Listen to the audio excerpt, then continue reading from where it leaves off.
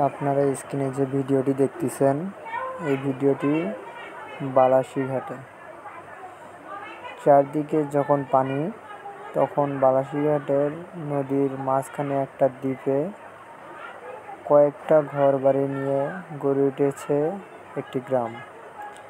গ্রামে বিভিন্ন রকম গবাদি পশু, পাখি, হাঁস মুরগির বসবাস। তো তারা দেখুন কিভাবে বৃষ্টিতে ভিজে বসবাস করতেছে সেখানে। এইসব মানুষের একটা ঐতিহ্য কি, তারা শহর বন্দরে বসবাস করতে চায় না। তারা বিশেষ করে এই রকম জায়গাগুলোই পছন্দ করে।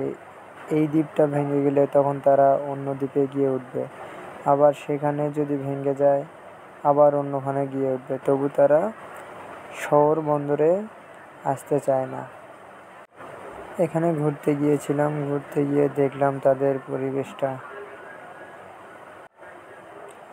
পরিবেশটা সুন্দর হইলেও বৃষ্টির দিনগুলোতে তাদের জন্য অনেক কষ্টসাধ্য হয়ে পড়ে। দেখতেই পারতেছেন সব কিছুই ভেজালো।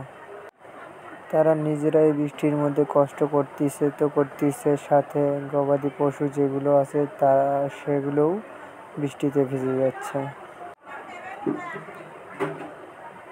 এখানে ঘুরতে না গেলে হয়তো বা বুঝতে পারতাম না যে তাদেরও একটা পরিবার আছে, আর এই পরিবারটা যতই কষ্টদায়ক প্রাকৃতিক পরিবেশ হোক না কেন, তারা একে অপরকে ছাড়তে চায় না। তারা পরিস্থিতি যেমনই আসুক না কেন প্রস্তুতি নিয়েই রাখে